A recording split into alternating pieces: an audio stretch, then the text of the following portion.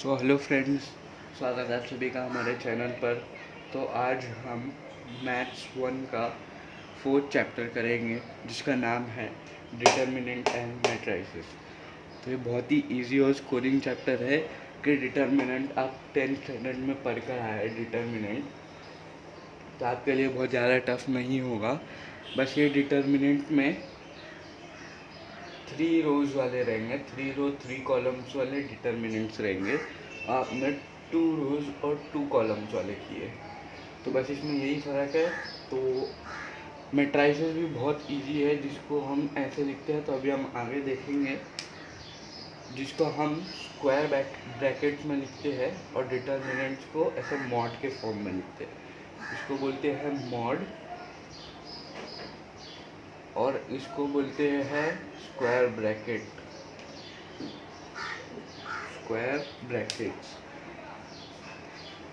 तो आज हम कुछ बेसिक सीखेंगे। डिटर्मिनेंट एंड मैट्रिसेस के, और 1.4 एक्सरसाइज 4.1 एक्सरसाइज चालू करेंगे।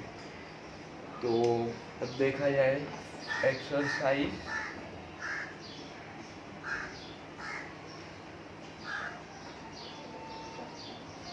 4.1। तो अब हम एक्सरसाइज 4.1 शुरू करने वाले हैं। तो 4.1 का रोमन नंबर 1 दिया है, find the values of determinant. तो अब हमको कुछ वैल्यूज निकालना है। यहाँ पे दिया है 2, 7, -4, 15। सॉरी, ये 15 है।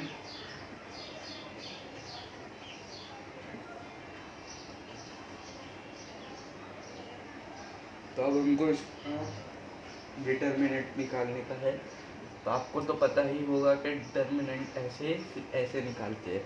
अगर आप ऐसे या ऐसे भी निकाले, ऐसे में ऐसे भी गए तो चलेगा, लेकिन आपको ये साइड में ऐसे ही जाना है, तो आपने 10th स्टैंडर्ड में पढ़ा है।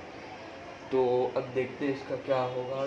2 इंटू ये -15 है, सॉरी, 2 इंटू -15। और ये माइनस लगाना मत भूलिएगा, क्योंकि कभी कभी बच्चे कंफ्यूज हो जाते हैं।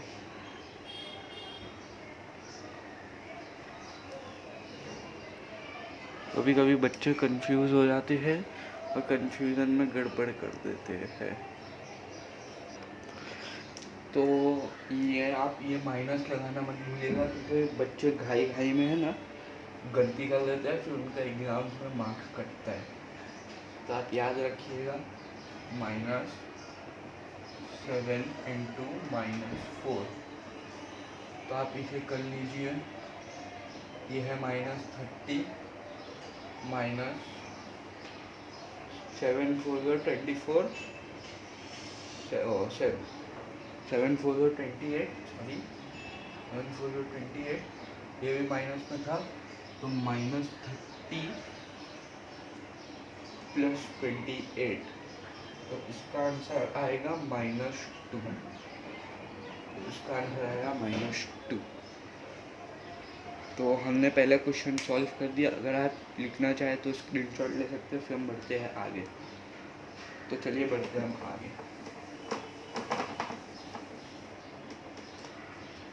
तो अब हम कुछ नया सीखेंगे। इसका क्वेश्चन नंबर 2 है। इसका क्वेश्चन नंबर 2 बहुत इजी है, लेकिन कुछ बच्चे देख के डरे आते होंगे। 2 आयोटा 4 -3 एंड माइनस आयोटा। तो इसमें भी आपको सिंपल कुछ करना नहीं है, जैसा आपने 10th में किया है वैसे ही कर दीजिए। 2 iota into minus iota, minus लगाना मत भूलिएगा। 4 इंटू -3। तो अब देखते हैं। तो ये होगा -2 आयोटा स्क्वायर। ध्यान से देखिएगा, ये माइनस इससे भी मल्टीप्लाई हो तो -2 आयोटा आयोटा आयोटा स्क्वायर। तो अगर दोस्तों आप इसे लिखना चाहें तो स्क्रीनशॉट ले लिए, फिर बढ़ते हैं हम आगे। तो आप कुछ इस क्वेश्चन को देख के डरिएगा मत, क्योंकि आपने ये क्वेश्चन कभी नहीं किया, ये डिटर्मिनेंट्स में नया पढ़ेंगे हम। तो ये 3 रो 1 रो 1 रो 2 रो 3, कॉलम 1 कॉलम 2 कॉलम 3, रो 1 रो 2 रो 3 रो 3, कॉलम 1 कॉलम 2 कॉलम 3। और जो आपने देखा था 10th स्टैंडर्ड में वो था यहाँ पे कुछ रैंडम नंबर 5 7 1 -9। तो आपने जो देखा था ये था 2 रोज 2 कॉलम्स। तो ये आप इसे देख के डरिएगा मत, क्योंकि बहुत सिंपल होता है। तो चलिए अब हम सीखते हैं कि इसे कैसे सॉल्व करते हैं। तो अब हम इसे देखेंगे। तो इसको सॉल्व करने का मेथड है, पहले आप first term determinant minus of the second, रुकिए जरा 1 second. First term determinant minus of the second determinant plus of the third determinant. तो इसे ये सॉल्व करने का तरीका है। तो चलिए देखते हैं अब इसे सॉल्व कैसे करते हैं। तो चलिए दोस्तों इसे सॉल्व किया जाए। तो फर्स्ट टर्म, इसका फर्स्ट टर्म है 3। तो अब इसे इसका डिटर्मिनेंट कैसे लिखते हैं? तो इसका ये रो और ये कॉलम हट जाएगा, तो ये और ये हट जाएगा। तो कितना आएगा 1 -2 3 1। अब सेम यहाँ पर भी करना है, यहाँ पे लिखना है -4। हमेशा रो 1 को पकड़ा जाता है, इसमें -4। तभी आप इतना और ये निकाल दीजिए, ये 1 -2 2 1 1 -2 2 1। अब ये थर्ड टर्म क्या है 5। तो हमेशा याद रखिएगा पहले रो को लेते हैं, तो ये जाएगा ये वाला रो और ये वाला कॉलम जाएगा। तो आएगा 1 1 2 3 1 1 2 3। तो अभी अब आपको कुछ नहीं करना है, ये 3 बाहर ही रहने दीजिए, स्क्वायर ब्रैकेट्स लगा ब्रेसेस लगा दीजिए, ये 1। अब आपको कुछ नहीं करना है, जैसा आप ये 2/2 करते थे 10th स्टैंडर्ड में, वैसे ही सॉल्व कर दीजिए। तो इसका आएगा -6 ब्रैकेट क्लोज, फिर ये माइनस और ये minus minus will become plus, और 4 बाहर ही रहने दीजिए। यहाँ पे 1 -4। तो अब आपको इसे भी क्लोज कर देना है, फिर प्लस। तो ये प्लस ही था, तो plus plus plus will get plus plus same ही रहेगा। तो अब देखते हैं, ये होता है 3 1 3 -2। तो एकदम सिंपल है। हाँ, तो अब करते हैं हम सॉल्व। 3 1 -6, तो 1 + 6 +4 1 माइनस माइनस प्लस 4 +5 3 - 2 1। तो अब होगा 3 × 7 3 × 7। तो हम इसे लिखते हैं डायरेक्ट 7। तो 7 3 का होता है 21।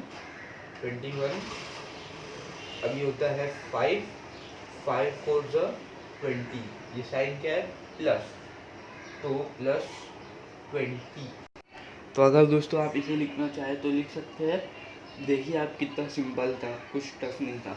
बस आपको ये याद रखने का है कि हमेशा फर्स्ट टर्म, तो इसको याद करने का तरीका है first term determinant minus of the second determinant plus of the third determinant.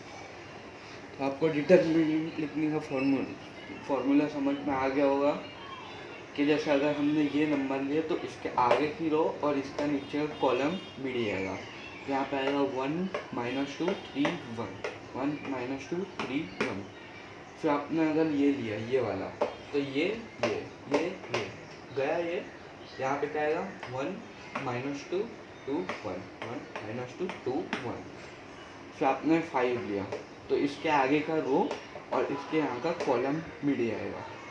यानी आपको अपने मन में मिटाना है, असली में ऐसा नहीं मिटाना है। तो ये मिट जाएगा तो आएगा 1 1 2 3 1 1 2 3।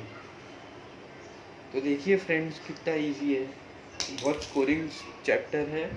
आप अगर अच्छे से इसे करें तो आपको आराम से इसमें अच्छे से मार्क्स मिल जाएगा। चलिए बढ़ते हैं हम 4th क्वेश्चन की तरफ। तो चलिए फ्रेंड्स अब हम करते हैं ये वाला क्वेश्चन। तो ये आपको देखने से बहुत टफ लग रहा होगा, लेकिन ये भी बहुत सिंपल है। जैसे हमने अभी किया था सेम वैसे ही करना है और कुछ नहीं है। तो मैंने आपको बताया था first term determinant minus of the second determinant plus of the third determinant. तो चलिए अब हम लिखते हैं ए एच जी तो अब हम यहाँ का रो यहाँ कॉलम हटाएंगे बी एफ एफ सी। तो यहाँ पे आएगा बी एफ एफ सी। तो अब हम ये ले रहे सेकंड ये, तो ये और ये हटेगा H F G C H F G C. तो अब हम ले रहे हैं ये थर्ड टर्म, तो इसका ये और ये वाला रो हट जाएगा रो कॉलम। तो एच बी जी एफ। तो देखिए फ्रेंड्स अब हमें बस इसको सिंप्लीफाई करना है और कुछ नहीं है। तो चलिए अब हम करते हैं इसे सिंप्लीफाई। तो अब हम इसका क्रॉस मल्टीप्लाई करते हैं b c minus f square. तो फ्रेंड्स मैंने डायरेक्ट किया, आप अगर चाहें तो इसका एक स्टेप और बढ़ा के लिख सकते हैं, या आप अगर ऐसे भी लिख देंगे तो आपको कोई फर्क नहीं पड़ेगा, आपको फुल मार्क्स मिलेगा। या आप जी एफ लिख सकते हैं या एफ जी लिख सकते हैं। तो अपन लिखेंगे जी एफ, फिर प्लस जी, आप इसका मल्टीप्लाई कर दीजिए एच एफ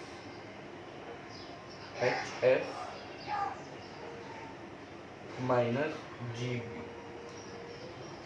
तो चलिए फ्रेंड्स अब हम इसको और सिंप्लीफाई करते हैं।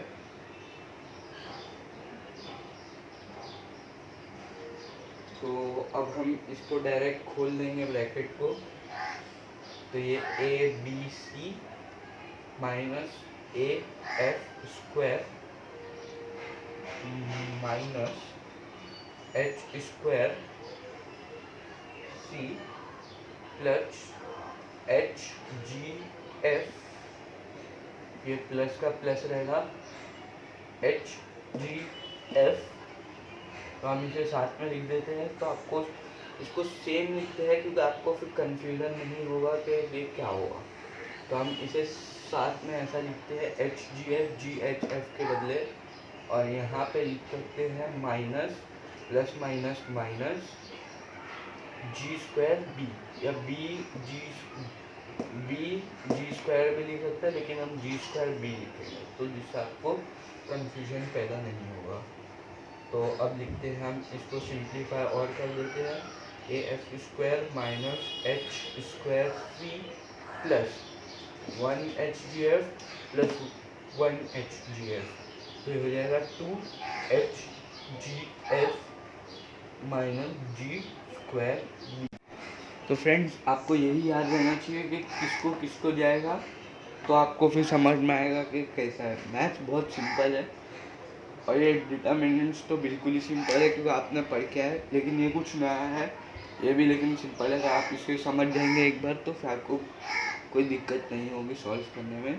तो चलिए हमारा रोमन नंबर 1 ख़त्म हो गया, अब हम बढ़ते हैं रोमन नंबर 2 की तरफ।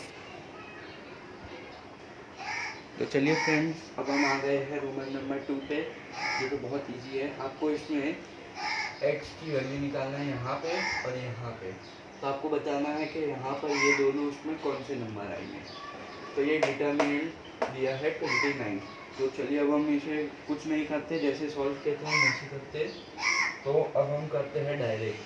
First term determinant minus of the second determinant plus of the third determinant. तो अब हम डायरेक्ट सॉल्व करते हैं क्योंकि आपको अभी इसका लॉजिक समझ में आ ही गया होगा।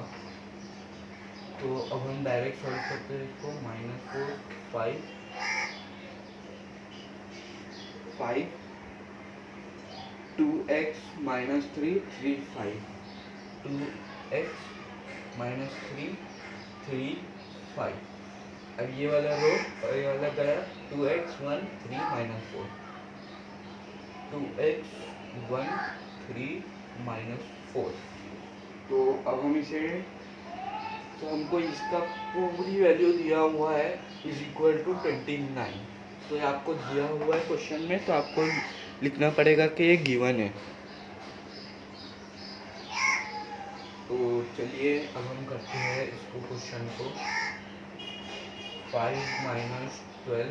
तो आप इसे डायरेक्ट भी अगर सॉल्व कर सकते हैं, ये तो मैंने जैसा कि आप वैसा भी कर सकते हैं, डायरेक्ट भी कर सकते हैं, तो इनडायरेक्ट कर सकते हैं। लेकिन हाँ डायरेक्ट करिए क्योंकि फिर एग्ज़ाम में आपको टाइम नहीं मिलता है।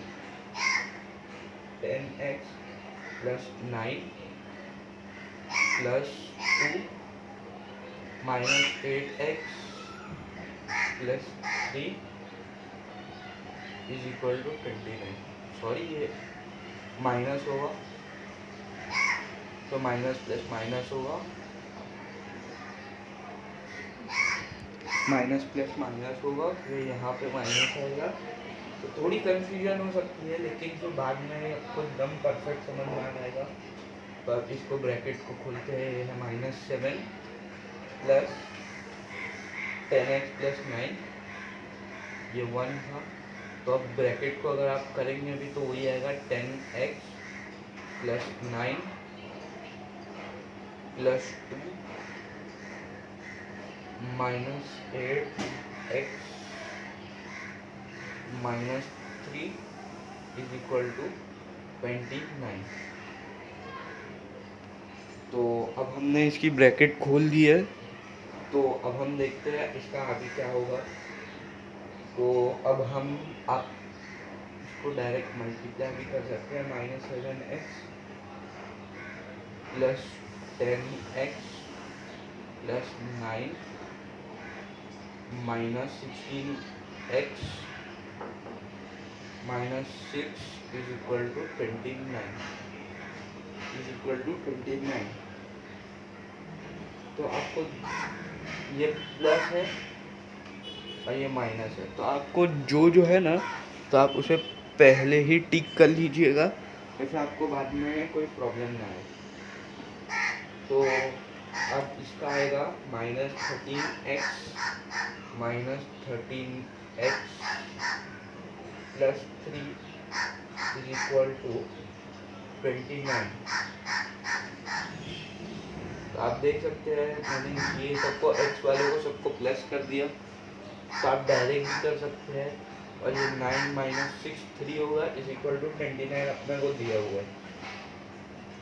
तो अब आप क्या करिए, ये 3 है ना, यहाँ पे प्लस है ना, तो आप इसको यहाँ पे लेके जाते हैं ना, माइनस कर दीजिए। तो -13x = 26। तो मैंने इसको डायरेक्ट माइनस कर दिया।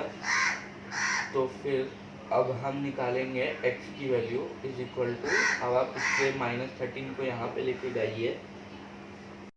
तो आप देख ही सकते हैं ये कितना सिंपल है। अगर आप इसे लिखना चाहें तो स्क्रीनशॉट ले लीजिए, फिर हम बढ़ते हैं आगे। तो चलिए दोस्तों, अगला क्वेश्चन मैंने बोर्ड पर लिख दिया है, Roman number 3, 4i iota cube 2 iota 1 3 iota square 4 5 -3 iota is equal to x plus iota y। तो ये हमको गिवन है, तो आपको कुछ नहीं करना है, जैसा मैंने अभी किया था सेम वैसे कर दीजिए। 4 आयोटा 3 आयोटा स्क्वायर -3 4 आयोटा। तो अब आपको समझ में आ गया होगा, तो मैं अब करूँगा direct minus iota cube 1 4 1 4 5 iota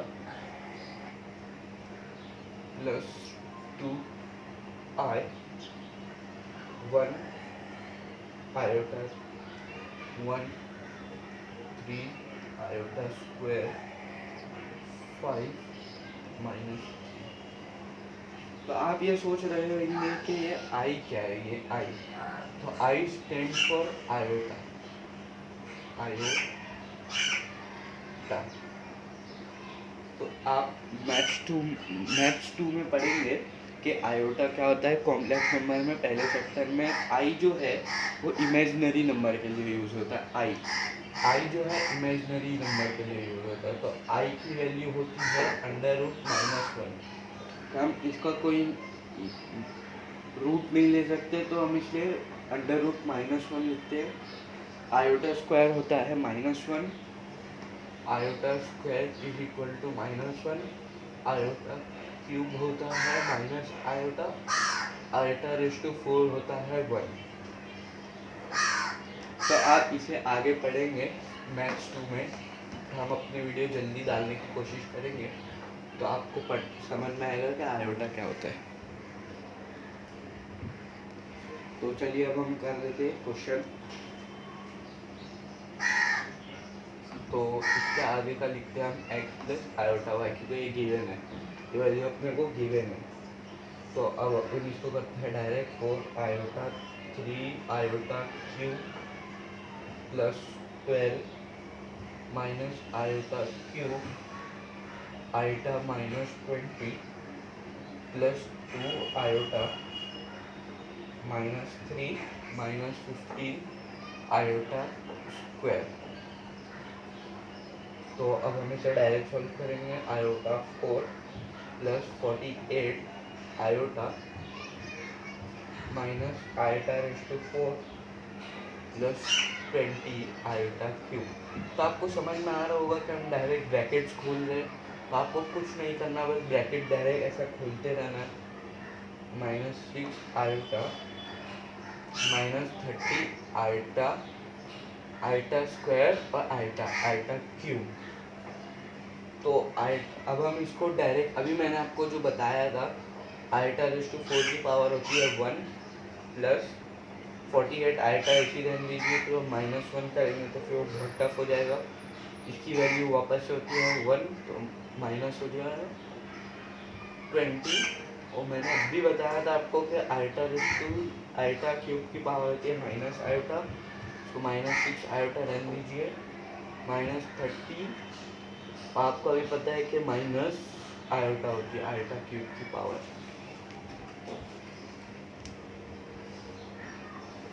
तो अब हम करते हैं आगे।